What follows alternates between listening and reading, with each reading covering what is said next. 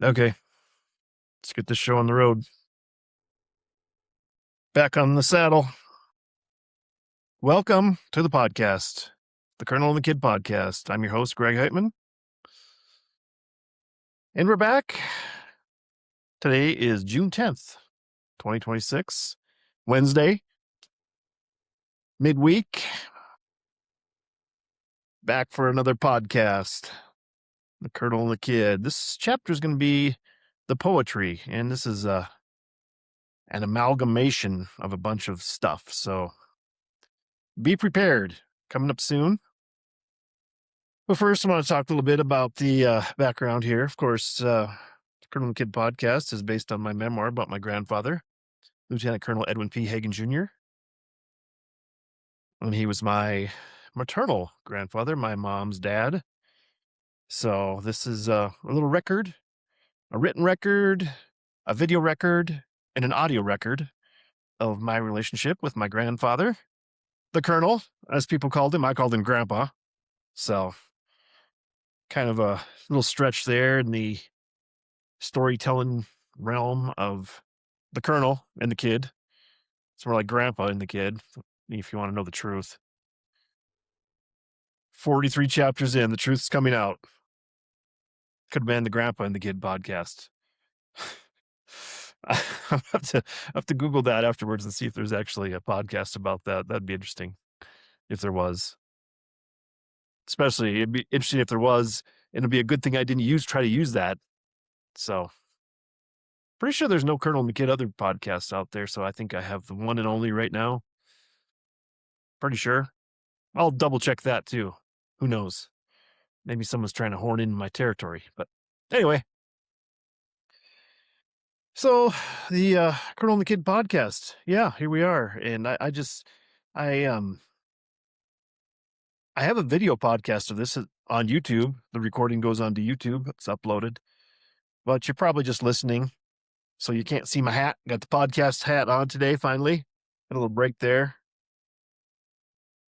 But today we're going with the podcast hat. This is the O'Farrell, my custom hat from O'Farrell Hat Company here in Santa Fe, New Mexico. So got that going for me. Nothing else. But the podcast, the spine of the podcast, I think I've said this many a time, the spine of the podcast is the memoir. But then from there it builds out. We branch out and talk about some other stuff and has some recurring segments. And today I think we'll probably get to at least one of them. At least I'm going to get to sports because we've got a lot of sports going on right now. And I'll get that update in. But this is kind of a longer chapter. So I think I'll just jump in. It might take up almost the whole hour. Or I'm going to predict 45 minutes. So might have maybe 10, 15 minutes afterwards. I'm going to probably keep her a little shorter today. And not, right around an hour, hopefully. Not going to blab on like I did last time. I think it went an hour and a half. So keep her a little shorter today. Got some other stuff to do, and I have to admit it's already a little after 3 p.m. So it's going to be a crunch to get this out tonight before supper. See if I can do it, but it might be close. Anyway, let's get to the chapter and get that read into the record. Here we go. All right. Chapter 43 of the Colonel and the Kid memoir. Now on a podcast. Chapter 43, the poetry. And as always, we start with a quote. Quote, poetry is the revelation of a feeling that the poet believes to be interior and personal, which the reader recognizes as his own. End quote. And that quote is from Salvatore Quasimodo, an Italian poet. So, a classic quote about poetry. And I couldn't pass this up when I was Googling some quotes about poetry for this chapter. There was no way that I wasn't going to be able to use a quote from a guy whose last name is Quasimodo. which was news to me, that someone actually has that name.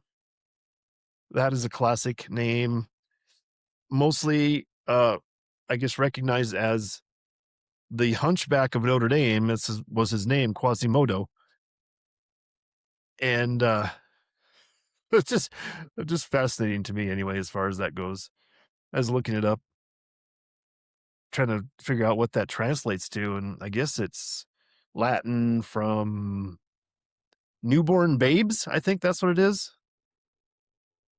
The quasi, I mean, is typically people say like um about like or similar to, like it's a a quasi debacle going on out there. It's a semi debacle. And moto, I think that's new, but I'm not sure where the babes comes from in in Latin. Maybe babes is quasi.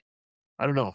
I guess I should have dug down deeper into my research for Quasimodo. So anyway, it's a classic quote to start off this classic chapter, and I'm just going to jump in here right to the chapter. I don't know anything about poetry. However, based on the above quote, this whole book is a giant poem. Grandpa was a poet at heart. I have a couple of his poetry books in my collection. I have a rudimentary education regarding the poetic arts, haikus, iambic pentameter, and Once Upon a Midnight Dreary. But my simple mindedness prefers childlike rhyming poetry. It could be I just have not studied enough poetic writings in my life to fully appreciate the art form. It's a safe bet to say such a thing as I sit here and consider my relationship to words in general. And we have a couple photos right away to start the chapter, and I'll read the caption and then talk about the photos. Describe them for the listener. And if you're viewing the video podcast, you'll be able to see these photos. I'll upload them into the YouTube podcast, and you'll be able to see them. And the caption reads, "Photos of Grandpa's poetry books provided by the military, including a detail of one of the inside cover pages, indicating its standing as a wartime book. I particularly like the image of eagle with a book in its talons and a banner in its beak with a message. In all capital letters, quote, 'Books are weapons in the war of ideas,' end quote." So to describe these books, well, this is one book, and I just have the cover of the book on one side and then a detail of the inside cover page there on the other side. So there's two photos that are kind of put together here on this page. And the title of the poetry book is The Pocket Book of Verse, Great English and American Poems, completely indexed, pocket book edition. And inside it has that little cartoon image of an eagle with a book in its talons diving, like dive bombing down diagonally across the top of the page. And in the banner held in its beak, "Books are weapons in the war of ideas." It's like a little ribbon held in its beak, streaming out to the side of the dive bombing eagle there.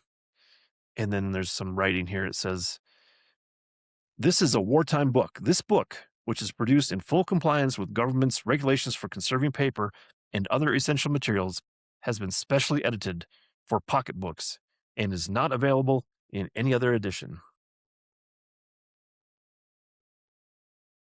Back to the chapter. Poetry to me is distilling ideas down into the simplest composition. I tend to be a rambler, prattling on until I bore myself into submission. A poet has to think, rethink, and then edit themselves to near oblivion to get just the right message communicated. It is the truest form of the less is more concept we often hear about. There are two poems that forever remind me of Grandpa. The first one is "A Wonderful Bird is the Pelican" by Dixon Lanier Merritt from the Nashville Banner, April 2nd, 1913. "Oh, a wondrous bird is the pelican. His beak holds more than his belly can. He takes in his beak food enough for a week, but I'll be darned if I know how the hell he can.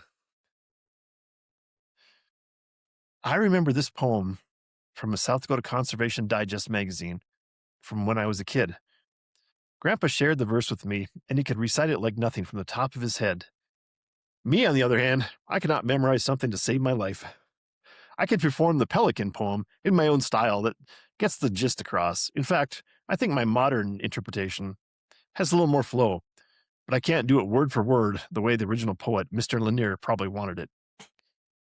And here I have an error, a glitch in my little production. So I have a little, in parentheses here, photo of South Dakota Conservation Digest magazine coming soon. So I was going to take a photograph of one of the old Conservation Digests I have, the South Dakota Conservation Digest. It's the quarterly published magazine from the Game Fish and Parks in South Dakota. And I have some in the back room that were probably 20 plus years old that I found. But do you think I remember to take a picture of them, insert it into this into the document, and then be able to share that photo? Nope. Forgot it. So, gosh darn it. Maybe I can I know I had one around with a pheasant on it, so I'm gonna say I have the state bird on the cover of a Conservation Digest. I'm gonna talk about that here, that's the one I'm talking about, and I'm gonna see if I can find it and get a picture of it so that I could upload it into the YouTube podcast before I publish it this afternoon. So hopefully we got that done, and you're hearing this and reading this and seeing this with the corrected version. But my apologies for ruining this podcast. It only took me just, 10 minutes to get in here and ruin it for everyone. Oh, well. Ruined in the most peripheral, minimal way. So I think we could definitely live without that photograph, but I'm going to do my best to find one and insert one into the video podcast. And then I'll correct it for the actual publication whenever that's published in the written form. So, all right. Back to the chapter. Then there's the poem If by Rudyard Kipling. This was one of Grandpa's favorites. I venture to guess that Grandpa saw this poem as a representation, description, question of his role as a U.S. Army officer. It was probably a reminder of his responsibility as the leader of men and all the questions that go with that leadership. It is a difficult read for me. It is complicated stacking of words. In my interpretation, it's in the realm of Shakespeare, where you have to concentrate so hard on the words, the order of the words, and the syncopated rhythm thrown on top of it all, it makes my tongue stumble when reading. Here is the first stanza of the multiple verse poem. If by Rudyard Kipling. If you can keep your head when all about you are losing theirs and blaming it on you, if you can trust yourself when all men doubt you, but make allowance for their doubting too, if you can wait and not be tired by waiting, or being lied about, don't deal in lies, or being hated, don't give way to hating, and yet don't look too good, nor talk too wise. So that's the first stanza there of the poem, and it goes on after that. And I know I should probably get a poster of it. I know they sell these big posters of that poem, and maybe I can try to memorize that myself. If I get the poster, I look at it every day in a place where it's obvious and read it and be able to recite that poem and impress people everywhere, especially young children. I think kids would probably be amazed that people can recite something like that. Even if you just recite it, they might think you're just making it up. But if they ever see it again and think about it, then maybe it will be a lesson for them. Because I think it's got a good lesson to it in meaning about, all these questions about if you can do this, if you can do this, and have all these considerations going on and still carry on. So anyway,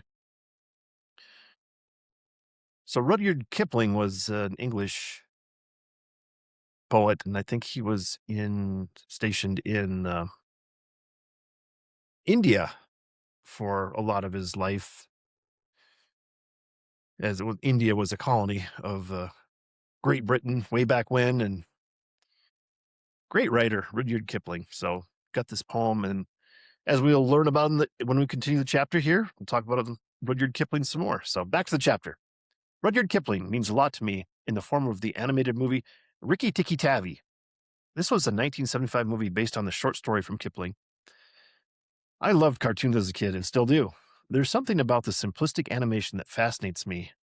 From the Charlie Brown holiday specials to Wile E. Coyote and the Roadrunner, I can get sucked into watching those cartoons in a heartbeat. In 1975, I was 6 years old, and at the formative time, something really struck me about Rikki Tikki Tavi. If you don't know the story, it's about a mongoose that protects a family from cobras. The animation is in the style of Disney, but as I found out, it is a Chuck Jones production, i.e., the Looney Tunes cartoon school. There's something about the feel of Rikki Tikki Tavi that unlocked my brain. Maybe just an increment. I think it was the idea that a cartoon could be serious, not just a collage of frivolous laugh out loud fun and games. There was something rich in the animation, more like the Disney genre of saturated colors and contrast with fantastical elements. Rikki Tikki Tavi did use the humanization of animals that it represented, but it represented real conflict that Kipling created in his story. I'm still dazzled by it, and I really need to rewatch the movie to fill in the gaps that my memories fail to bridge as I try to communicate my nostalgia of the time. Rikki Tikki Tavi is a connective tissue that spans to other areas of interest in my world. It is part of the translation key that maybe helps interpret how I came to be who I am. I've always loved comics and the funny pages as well. I fancy myself as an amateur cartoonist. Technically, I was paid to draw cartoons for 2 years for the South Dakota State University newspaper, The Collegian, while in college. So, in reality, I am a professional cartoonist. So, we have another photo here that I can share, and this is a photo of the first published comic that I ever did for the Collegian, South Dakota State University newspaper. And I'll read the caption here, and then I will talk about the drawing itself and describe it. Caption reads, Greg's first college cartoon or comic. This is still funny to me. 30 years later. Actually, I drew this in my freshman year of college at my desk in the Winetta dorm in 1987. My handwriting is so terrible. I wonder how the editors of the paper didn't say something and get some typesetting assistance for the caption. It's definitely a far cry from Grandpa's crisp, military-trained penmanship. So, let me see if I can describe this. It'd be a lot better. I mean, if you're looking at comics, the funny pages or comics strips, something like that, they do way better as a visual medium. But in this case, if you're just listening to the podcast, you're going to have to just bear with me in my description. So I'll describe the photo, then I'll read the caption of the comic itself. And so there's this guy, little cartoon character guy I drew, and he's got his mouth wide open and he's got his eyes wide open, and he's sitting there before like 2 turntables in a radio station studio, and on the wall there's a sign that says KSHD 100.9, and then it's got the 2 turntables in front of him. It looks like one of them's got the needle down, like they're just playing a record, and there's like an equalizer with little level adjusters in the background, some buttons, and a reel-to-reel tape. And then sort of on the right side of the photo, further away from the character, the DJ, if you will, in this, there's the microphone that's hanging down. It's got little microphone cover on it. Looks like a little hashtag tic-tac-toe crossings on it. And the microphone says KSHD. And then closer to the DJ, there's like a string hanging down, and there's a little fly, like a house fly, um, poison little trap there. And the caption reads, "Suddenly, Ernie Excitement realizes he's tucked into the fly thingy all afternoon." So, oh my God. Yeah, you're welcome. And I see my signature on here. It's right in the middle. It's not at the bottom of the of the comic strip. It's not even a signature. It's just my printed name. It says Heitman 91 on there. So actually, it was published in apparently 1991, 4 years after 4 years after I drew it. So that was my first comic strip, and it says at the very top it says CC. It's capital C by Greg Heitman. And then a little description. Greg Heitman is a senior electrical engineering major and a collegiate cartoonist. So, so CC, the name of the comic strip was CC because what I was influenced by in the name was a compact disc because compact discs were coming out at this time. So this was the compact cartoon, otherwise known as CC. And some people would say CC means yes, yes in Spanish. So that could be another uh, a great interpretation of just the phonetically saying that, but actually it was a capital C instead of a capital C, capital D. Compact cartoon. So there you go. My first published work right there. Pretty proud moment for me, except when I look back at it all these years later, I'm kind of embarrassed by the terrible penmanship that I had. Oh well. On to the next image. So now we have one of my other favorites. I think my first comic was probably my favorite of all time. So this is um I'll read the caption, then we'll describe describe the comic and the image itself. And this says the caption reads, "Greg's favorite college cartoon. I went through my collection of cartoons that I drew while in college and picked this one as my favorite. As I review the work, the art is very simple and unusually crisp for me. The subject matter of Paul Harvey is now meaningless to to most of the population, but at the time, Paul Harvey was a huge radio presence. He had his 15-minute noontime news and commentary, and then mid-afternoon he had a 3-minute rest of the story segment. The rest of the story was a behind-the-scenes explanation of an unusual history situation. I loved Paul Harvey. We lost him in 2009 at age 90. A year after he stopped his radio broadcasts in 2008. This is right around the time Grandpa passed away in 2007. So, going back to the actual image here, the little comic that I drew for the Collegian, and this one is also, the signature is just my printed name, Heitman, and it says 9-91. So September 1991, this was published. The South Dakota State University Collegian. It's a classic, classic, classic image. That's all I can say. So it's got like starting. The setting is in like a room, like the living room, I would say.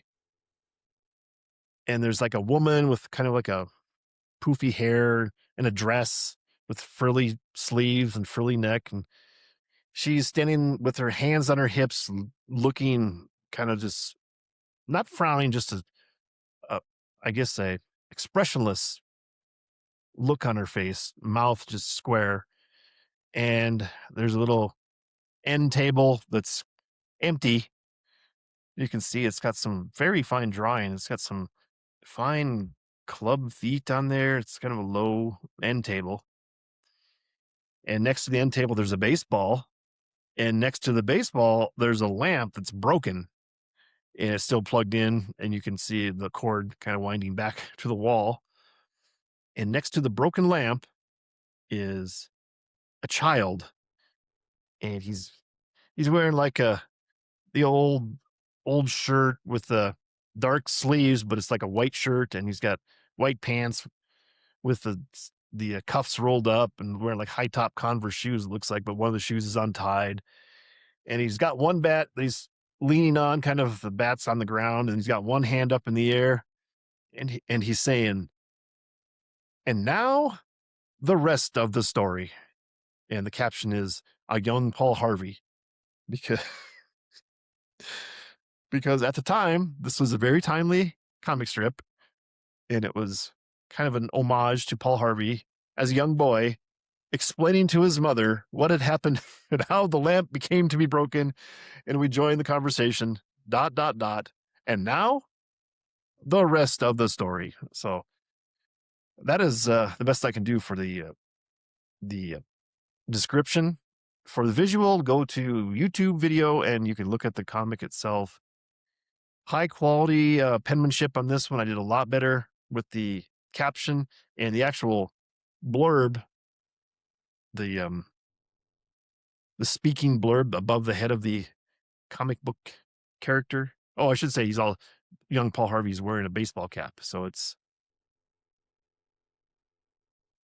as I'm looking at this photo, I will say that it looks like his arm that he's holding up in the air as he's demonstrating his talking. It looks like his arm is really out of proportion with the rest of his body. It's like a really long arm, and his hand is, I don't know, he's holding it weird. So I'm going to move on because I'm going to pick my artwork apart too much if I sit here and start staring at it too much. Anyway, I called that my favorite comic, but I think under Truth Serum, I would say it's probably the first comic I ever had published. Ernie Excitement talking into the fly thingy all afternoon instead of talking into the microphone. So anyway, back to the chapter. Here we go. From my standpoint, a cartoon simplifies. A picture might be worth 1,000 words. But even more than a poet distilling his words to an essence, there's something special about being able to communicate an idea with just a glance. Captions on a cartoon often are superfluous. My mind leaps to greeting cards. Greeting cards to me seem to be the mashup of a poet and a cartoonist. I tip my cap to Gary Larson's The Far Side, a comic that shaped my high school years with some of the most enjoyable laughs I can remember. He had a comic that fit into every and any kind of greeting card subject matter. And so it goes. This memoir has become a stream of consciousness to be added to the record of my search for what made me the way I am. Is it nature or nurture?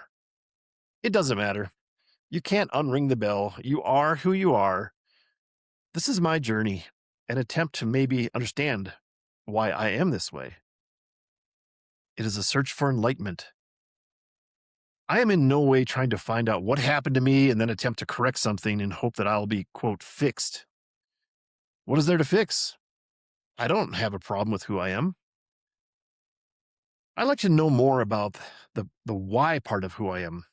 Maybe I should pursue a doctorate in psychology to answer those questions. Maybe therapy? Psychologists appeared in my favorite comics and cartoons. Do you remember Peanuts and Lucy with their psychiatric booth and sign, "The doctor is in"?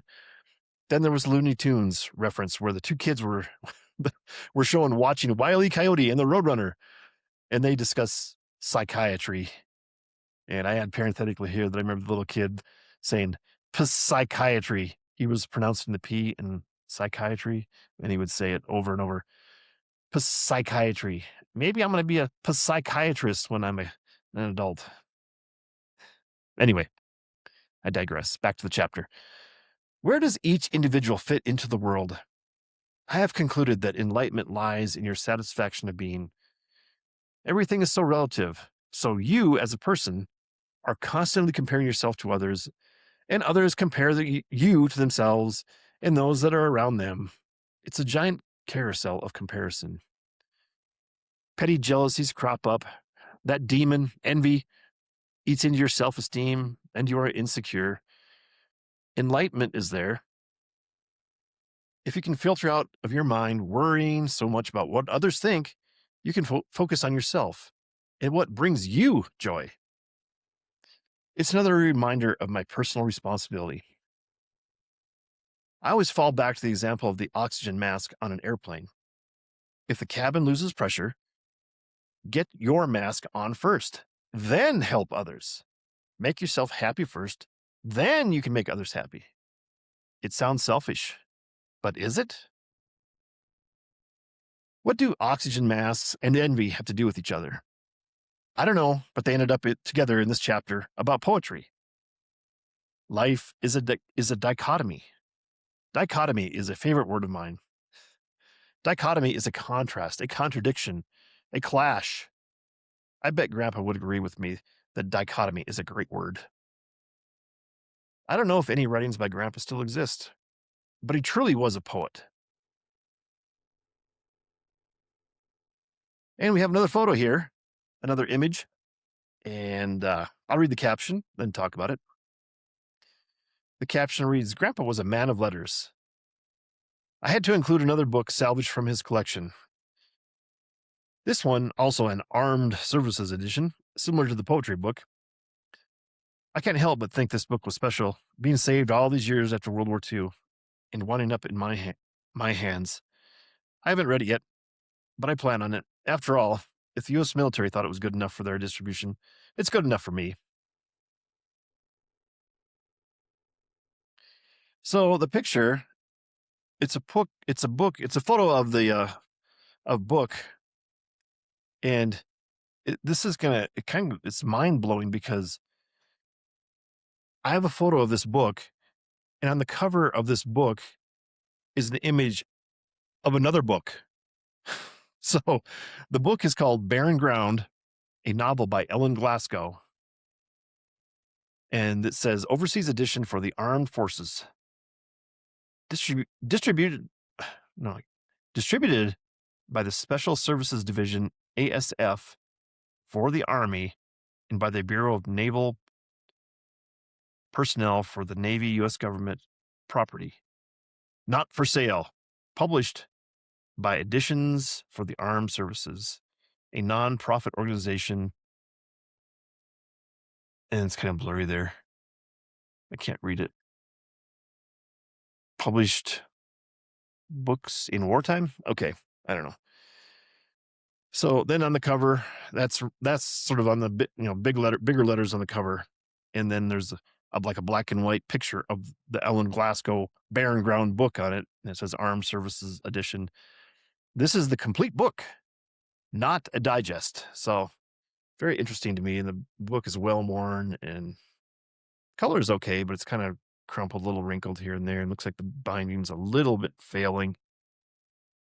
So that's on the reading list for sometime soon. I got some other books. I got a stack of books I've started. I probably have 20 books I've started, read about 25, 30 pages, and they're sitting there waiting to be finished. A lot of them I have to start over because it's been so long since I've actually started reading them. Guess what? We got another photo here. This is a good one. It's got a long caption. So I'll read the caption and then we'll just describe it. And then, of course, these photos will be put into the record from the YouTube video. So then you can see them if you want. If you want to go into the YouTube video podcast version, check it out. Poetry, chapter 43. So the caption reads, I don't know why this has stuck with me, but Grandpa wrote my name on this book I got for Christmas one year. I think when I was in high school. It says, in quotes, Greg Hootman, end quote, in all caps, showing off Grandpa's great penmanship and military script. As I remember it, we were in his den, sitting at the bar in the late morning, and he took the book, and not impressed by my name in pencil at the top of the paperback, he said something about showing me how to designate a book was yours, and proceeded to insist you need to write your name with a pen. If you look closely at the Greg, you can see he wrote right over my name. I wanted to include this photo but struggled to find a spot for it until I was looking at my own horrible penmanship on my cartoons. I'm glad I got it to fit into this chapter. So this is a book. This is like a puzzle book. Puzzlers, search a word. Number 3, intriguing, inventive, absorbing, hours of fun and challenge. This is a book. This is probably like an inch and a half thick book of just word find puzzles and I don't know, other puzzles on there. I have it someplace in a box in the back room. I should have found it and then could have used it as a prop to talk about. But I think I wrote my first name in cursive up at the upper left corner. And then he wrote right over it in his military penmanship, all capital letters, Greg. And then off to the side, toward almost centered, but not quite centered, it's in Greg Hootmon, Hootmon. For whatever reason, that's the way he wrote my name on that book. So it's forever preserved. The gist of Grandpa's writings right there. Anyway, that's it. That's the end of the chapter. But of course, we have to end the chapter with a quote. And it's a good one. Good quote. The quote reads, quote, "Happiness is like a butterfly. The more you chase it, the more it will elude you. But if you turn your attention to other things, it will come and sit softly on your shoulders." End quote. And that's Henry David Thoreau. I guess he was a naturalist, philosopher, writer. So, good quote to end the chapter about happiness and searching for it and how you can find it just by engrossing yourself in life and living life. And the butterfly of happiness will come and sit on your shoulder. Pretty good metaphor. So that's it. That's the end of the chapter for chapter 43, the poetry, and that'll conclude things for today.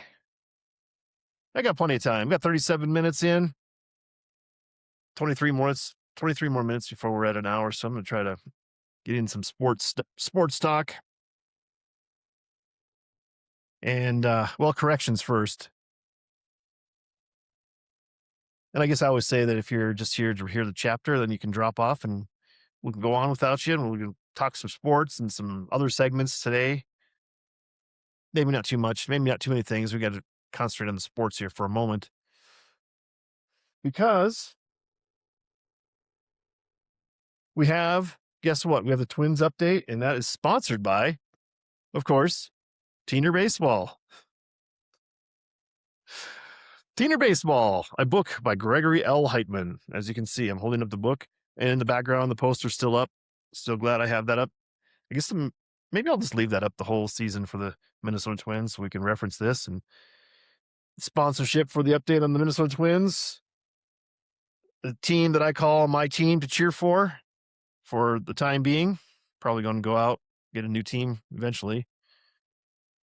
But the update on the record for the Minnesota Twins, they are 30-38 on the year, a .441 winning percentage. And I'll go out on record now that I think they're going to be well below 400 winning percentage by the end of the year. I see no hope in sight. They continue to lose games, probably lose every series and lose 2 out of 3 for every one of those series. This is not good. I haven't even turned them on for a couple weeks now. I just have no time to invest in terrible franchise. So sadly, that's your Teener Baseball sponsored Twins update. Nothing I can say because I can't really say I've watched them and nothing to report on them. Maybe I will look into it and provide some insight next podcast. But until then, we're not going to spend any more time with that. Other sports headlines. Of course, we've been giving you the update on the NFL. I canceled my NFL ticket or Sunday ticket or whatever that is for the year. That's through YouTube TV. They hold the rights to that, so you can watch all the games, even if they're out of market. And you can watch the red zone, which they constantly go to the red zone. Teams that are moving the ball in the scoring area inside the 20, also known as the red zone. And I think I was complaining previously. I don't know if I was just complaining in a phone call to someone about the the way that the red zone is now, that they actually have commercials on it. So they'll cut away from the main screen, they'll go to a commercial and mute the volume of the game. You can still watch it, but they broadcast a commercial for whatever, like Progressive or whatever. And they have the audio for the commercial. And they never used to do that, but the money is probably so huge that Google, which owns YouTube and YouTube TV, just making more money by sticking commercials into the red zone channel, which you've already paid for an extra about $500 a year. You paid for it, but guess what? They're still going to stick you with commercials because that's what they do. They just try to make more money, sell ads during those. Is there no shame? Is there no shame just in the greed and making money? I guess, what was that, Gordon Gekko in the movie Wall Street way back when? Greed is good. I guess I'm not going to argue too much because I think that drives a lot of our invention and the creative, and they're moving forward with technology that people are motivated by that money to do something better and build a better mousetrap. The world will beat a path to your door. So that's money. Any question you have about anything, the answer is always money. So there you go. But the news on the NFL ticket is there's no news. I have not heard back. I think like I said, I will probably get the NFL ticket, but I'm going to wait and see if they give me a deal. They, of course, the first week is free for that YouTube TV NFL ticket and red zone. So I don't have to pay. I am still like July, August, September. I'm 3 months away from having to pay anything. And if I would have resubscribed, they would already be billing my credit card for nothing. It's whatever it is, 9 months of $43 a month, whatever that was, something like that. $48, whatever it was. So that was that was the constant annoyance, that reminder that I would get an email telling me that they'd be billing it, that I would see my credit card bill with that amount on there. It's like, oh, just rub the salt in the wound. I'm paying for that NFL ticket. And I've given them free advertising for 5 minutes, whatever I've been talking about it. Oh, what an embarrassment. Here I am shilling for YouTube TV and NFL ticket. Maybe they'll give me a free subscription because of all the subscribers to my podcast. So that I'm reaching out to so many viewers and listeners that they'll say, "Hey, we can get some free advertising from this guy if we just give him a free subscription or a prescription for medical use to have a good mental health. I can get a doctor's prescription, and maybe Blue Cross Blue Shield will help pay 80% of it. That would be something. I wonder if I could pull that off. If I could pull that off, maybe I could I could write a whole new chapter about my psychotherapy that is the memoir. Beautiful. I love it. Okay, that's it. I'm not talking about the NFL ticket anymore for this podcast. Look forward to the update coming soon. Let's talk some hockey. Who doesn't love hockey? It's the Stanley Cup Finals going on right now, and last night the Carolina Hurricanes tied the series up 2-2 with the Las Vegas Golden Knights. So that was, I don't know, a week and a half ago, 2 weeks ago, when I made my prediction that I was going to say that Carolina Hurricanes were going to win the Stanley Cup, and immediately I think they got down 2-0 to the Golden Knights, and it was amazing. This has been an amazing series, high scoring. There's been huge swings. Teams go up 2-0, blow the lead and lose in overtime, or teams going up 4-0, blowing the lead and then hanging on in overtime to win in double overtime. It's been highly entertaining. I haven't seen it all, but I've seen a lot of it and have enjoyed it immensely. Playoff hockey and Stanley Cup hockey, very good. These guys are like just killing themselves trying to win this Stanley Cup. It's worth your while if you want to watch something. You can't be like goofing off. You got to be watching the game. You can't be like trying to play your iPad or read emails on your iPad, because you'll look away and you'll miss the most spectacular thing. You look away for 2 seconds and great things have happened. And then you'll hear the roar of the crowd on the TV and the announcer going crazy and be like, well, what happened? I want to see the replay. And then they start play right away. So then you got to wait to even see the replay.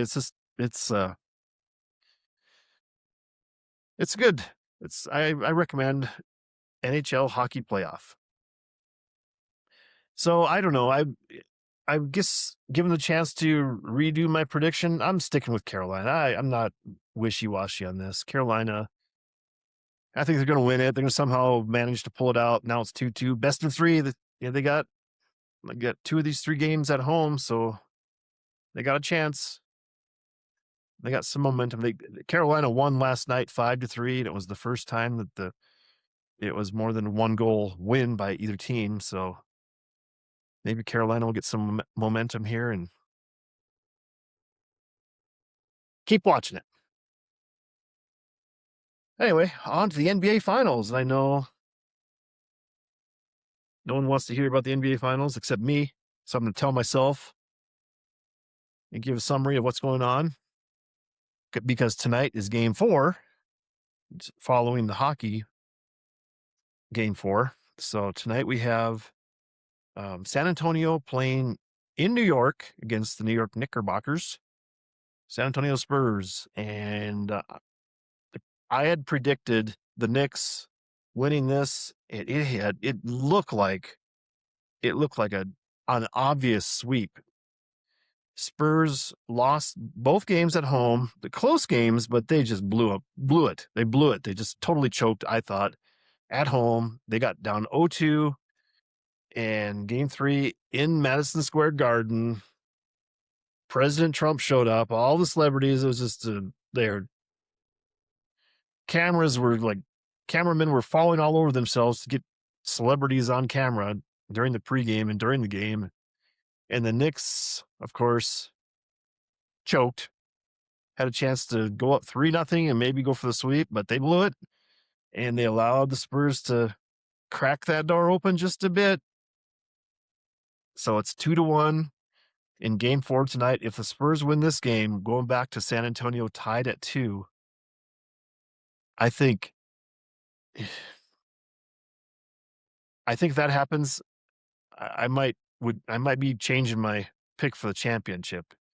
But I'm still going to stick with the Knicks. I think the Knicks just have the better mojo right now. I mean, the Spurs are going all out, giving it their all, and they're still not as, I think, talent-wise, not as good as this little, I guess, this little snapshot of this time period of the playoffs for the Knicks. The Knicks have just been unbelievable during the playoff run. So I'm gonna stick with the Knicks winning tonight, and then they go back to San Antonio and win it there. But if the Spurs win tonight, the next time I talk to you on the podcast, I might be changing my pick to the Spurs. But right now, sticking with the Knicks. The one thing that I'm questioning, and they actually talked about it in the post game last night, or not last night, the night before last, they talked to Stephon Castle about guarding Jalen Brunson. Jalen Brunson is probably about 6 foot tall. At least I think he's listed at 6'2", but they say, he's probably 6 foot. And Stephon Castle 6'5" and strong. Jalen Brunson's very strong, very beefy guy. He's probably 6 foot and got 215 pounds. But Stephon Castle's strong and big and strong. Probably, I'm gonna guess he's probably 6'5" and 220, 215 to 220. He might be a little thinner, but just wiry and tough. And he can push on Jalen Brunson and he can tower over him. So Jalen Brunson, he's scored some points, but he's taken so many shots. It's unbelievable. I think he's shooting under 50% from the field, but he's gunning, but it's taken up a lot of possessions. And I think if the officials keep allowing more and more physical contact on Brunson, this might turn the tide for the Spurs. So we'll see. The Spurs get hot shooting. They could light it up tonight and blow the Knicks out. I don't know. I wouldn't bet on any of these games. There's just there's no chance of. I mean, if you're gonna bet on these games, hockey or basketball, I think your best bet is to flip a coin, call it in the air, say okay, or say beforehand, heads the Spurs, tails the Knicks. Flip the coin and then bet money on that, because I think that's your equal chance of picking these games. So there you go. There's your update. NBA Finals going on tonight. Should be good. I'll be tuning in. And I'm still picking the Knicks to win tonight and then go back to San Antonio and win it there. But if the Knicks lose tonight, I will be doing some recalculations and crunching the numbers, and we might be switching onto the Spurs, changing horses midstream, so to speak, pending the outcome of tonight's game. So there you go. There's your update.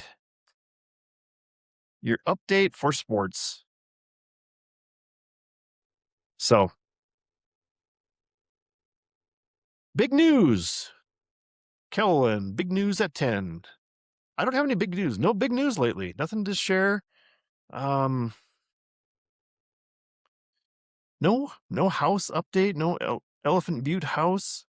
I will say that this house that I'm trying to buy in Elephant Butte, I say Elephant Butte in my mind, it like catches every time, because I think I'm about to say Eagle Butte every time I say Elephant Butte. I'll probably say that and not even know I'm saying it, because when I first started working for federal government and the Bureau of Indian Affairs with Branch of Roads, I worked a lot in Eagle Butte, South Dakota. So that is on my mind when I hear Butte, and the word I want to put in front of Butte is Eagle Butte. So Elephant Butte also starts with an E, but it's got way more syllables. But I am picturing myself stumbling and saying, instead of saying Elephant Butte, I'll be saying Eagle Butte probably a lot. So if you know me and hear me say Eagle Butte instead of Elephant Butte, just laugh and tell me and correct me, or ask, what are you talking about? Because I'm sure that'll be happening in the future. If the house goes through and everything works out, we'll see what happens. But no big news lately. That's my big news update. I'm not going to go into. I'm not going to. I have a music update topic, but it'll probably run long, and I'm already at 54 minutes, so I'll just give you a sneak peek, a tease. I'm going to call it a tease. So the music update today, they had the on channel 26 of Sirius XM vinyl, they call it. They were playing the Eagles Essential 40, and it was a top 40 countdown of the Eagles' favorite hits, voted by listeners of Sirius XM. And they couldn't be more wrong. I only wrote down the top 20 because I wasn't really paying attention the first 20 songs. So I got the top 20. I listened longer. So and wrote them all down in order of their top 20, and they couldn't be further from my essential Eagles. So maybe next time we'll have set aside some time to talk about the uh, the disparity in the lists of Eagles songs. And I will give the spoiler alert. Their top Eagles song was Hotel California, which is a fine song, but it's not their best song by any means. And I won't talk any more about that because we'll save it. That's the tease. But you can tell that you know the influence of Hotel California is everywhere, and that's actually the name of the Eagles seasonal channel right now on Sirius XM. It's called Hotel California, and they play Eagles songs, and then the songs that influence the Eagles, and they play the solo work for Don Henley and Glenn Fry, Timothy B. Schmidt, Joe Walsh. It's a pretty good channel, but again, I'm very disappointed in the top 20 list provided by the voters. Voters don't. Okay, I mean, obviously, obviously, the voters, much like in politics, the voters have no idea what they're doing most of the time. It seems like. Enough about that. There's your music update and your tease for the future. And I guess maybe I won't. I do have some more stuff to talk about, but I'm going to save them for future podcasts because we're coming up on an hour. Um, and that's enough for me today. Okay, one final thing, because I know I wanted to talk about this because it struck me as so weird, and I'd never thought about this before. But I don't know where I heard this. Maybe it was on like a comedy minute on the radio station in the morning. I listened to 102.5 KIOT here in Santa Fe, New Mexico. Their radio station's out of Albuquerque, but I get it up here. And most of the time it comes in clear. I mean, it's 50 miles away, but still, sometimes it's staticky. It's amazing to me how radio is just dying. Terrestrial radio. But anyway, they have like a comedy minute. A little stand-up comic might come in and tell some jokes, or do a little portion of his stand-up routine. And this really struck me the other day, talking about the Irish people. And this never even crossed my mind or dawned on me. And it was a reference to all the Irish immigrants that came to America during the potato famine, quote unquote famine. They had the potato blight going on, and the Irish people were starving. And this comedian was making fun of the Irish because he said, yeah, only the Irish could starve when they lived next to an ocean full of fish. It's like, oh my God. Yeah, that's classic. You know, any reason to leave Ireland? We're starving. Let's go to America where everyone lives like a king. So anyway, I'm sorry, Irish people, people of Irish ancestry. Maybe your ancestors didn't know anything about fishing. They had to come to the U.S. to plant potatoes. I don't know. That's too much. But anyway, it's funny that never struck me. I'm 57 years old, and that had never even dawned on me before. And I know not everyone exactly lives on the shore and can fish the sea to get food, but a lot of people could, and they still have boats, could have floated out and caught fish, brought them back, sold them. I don't know. I don't know, Irish. Correct me if I'm wrong. If I'm totally wrong on this, correct me, and you can come back and, yeah, well, tell me, and I'll come back and do that a section in the corrections area. So, anyway, I think on that note, we'll sign off. Good podcast today. Chapter 43, the poetry. I'm not sure what the next chapter is. although I do know it's chapter 44, I'm not sure of the title, but I can count, and since we did chapter 43 today, the next chapter would be 44, so I got that going for me. But anyway, we'll sign off, and,